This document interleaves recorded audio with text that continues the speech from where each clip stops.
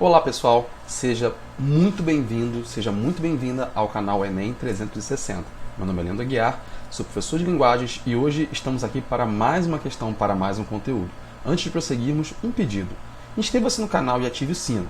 Desse jeito você não perde nenhuma notificação e nenhuma novidade. Beleza? Vamos à questão de hoje? Quero falar sobre a questão número 42 da prova azul do ano de 2019.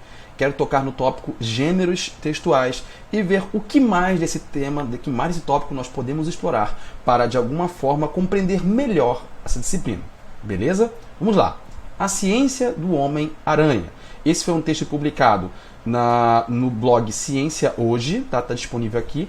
Então vamos ao texto. Muitos dos superpoderes do querido Homem-Aranha de fato se assemelham às habilidades biológicas das aranhas e são objeto de estudo para a produção de novos materiais.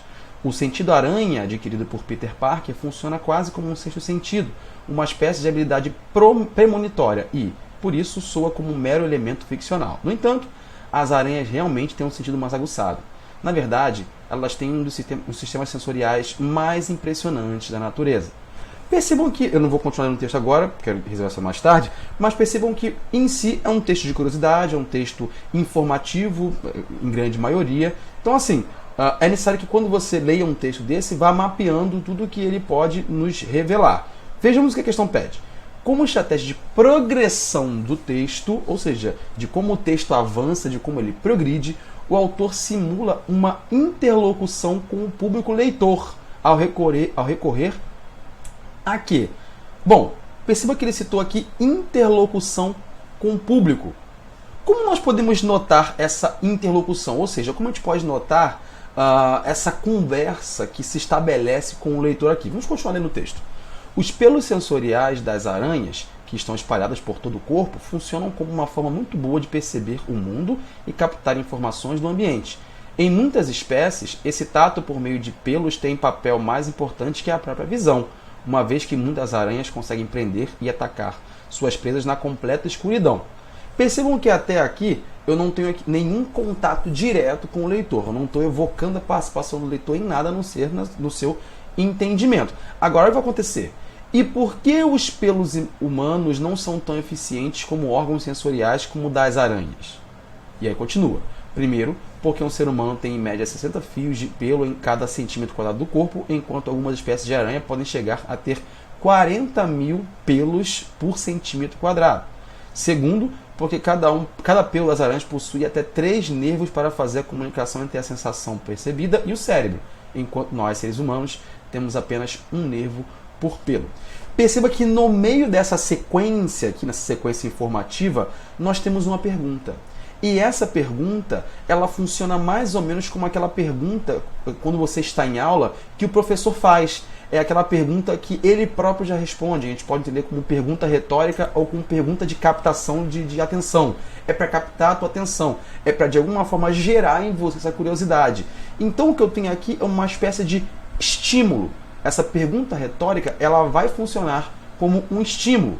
Não é a gente pode dizer, uma estratégia habitual, né? Assim como você, assim como tu, assim como chamar a atenção do leitor diretamente. Mas isso sim, essa pergunta retórica, esse estímulo, ele funciona como uma interlocução com o público leitor. E se nós lermos as alternativas, vamos ver que ela está incluída aqui. Ó, letra A, revelação do sentido aranha adquirido pelo super-herói como sexto sentido. B, caracterização do afeto do público pelo super-herói marcado pela palavra querido.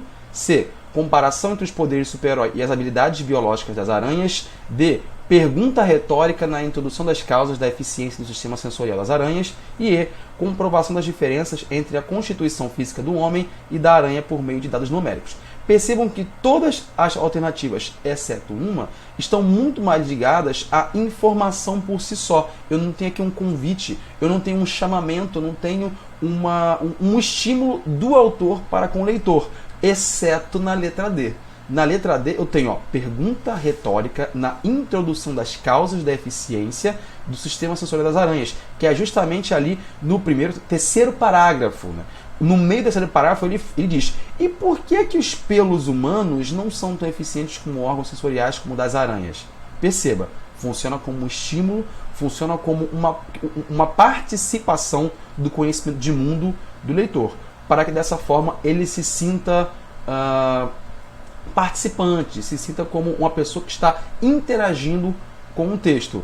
Então, no gênero textual, podemos dizer aqui resumo, né, ou notícia, ou ainda artigo, né, já que aqui nós temos um pouco de juízo de valor, temos informação, mas também temos algumas pitadas de opiniões do autor do texto.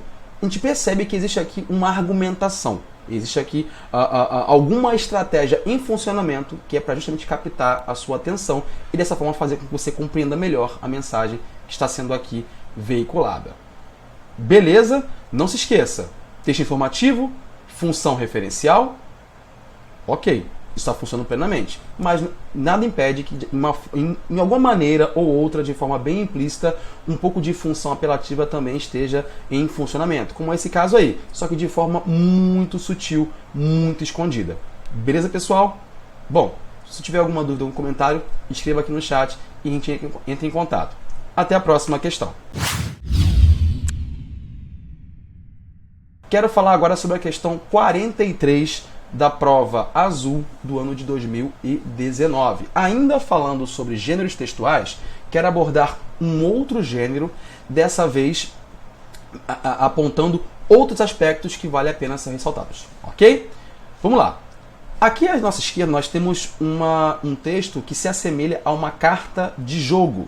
Né? Para quem não conhece o jogo é o Super Trunfa, que é um jogo de cartas em que você tem uma certa pontuação, né? E assim você vai acumulando pontos.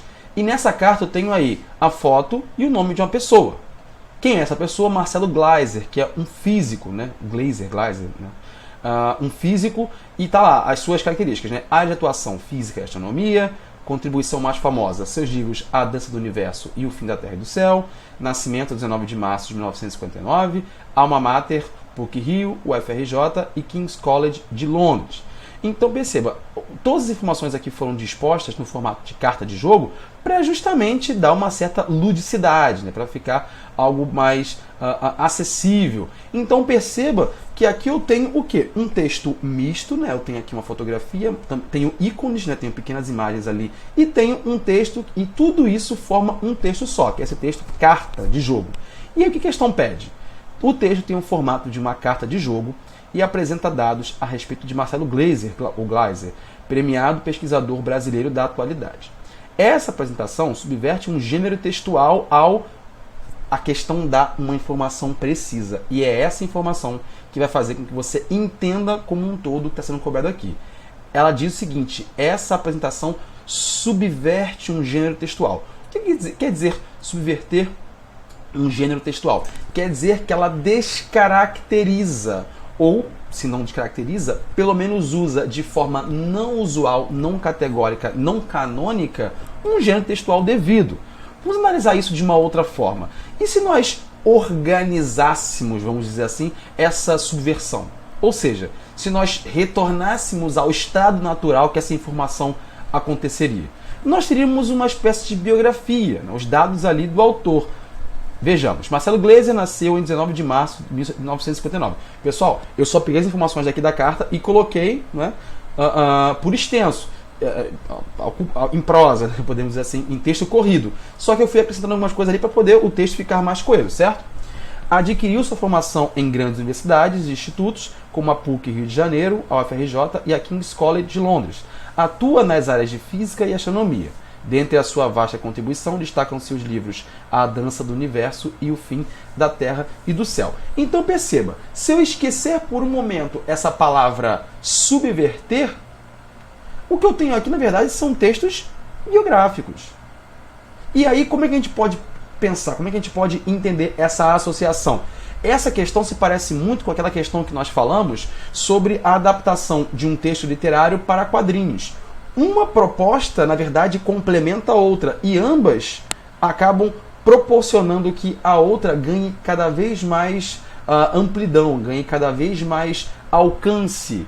Quando você usa um gênero textual junto com outro gênero textual e faz disso uma espécie de híbrido, né? E aí nós temos os gêneros textuais híbridos, o que você faz, na verdade, é a construção de um terceiro em que essas duas propostas fazem com que a outra aumente, a outra ganhe exponencialidade. certo? Então é dessa forma que essa questão atua, dessa forma que esses textos atuam. Se a gente voltar para a questão, a gente vai entender. Essa apresentação subverte o gênero textual de que forma? Vinculando áreas distintas do conhecimento. Vincular áreas distintas de conhecimento não constitui uma subversão do gênero textual. Na verdade, constitui uma contribuição. Isso é bem normal, não tem nenhuma dificuldade nisso. Evidenciar a formação acadêmica do pesquisador. Bom, não precisaria subverter um gênero textual para isso. Não foi para isso que eu criei.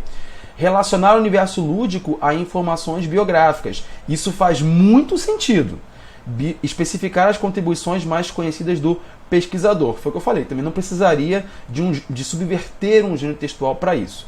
Destacar o nome do pesquisador e sua imagem no início do texto. Bom, fica muito elementar. Não faria isso só para isso. De certa forma, então, a resposta que mais nos agrada e que mais encaixa na resposta é o quê? Relacionar o universo lúdico a informações biográficas.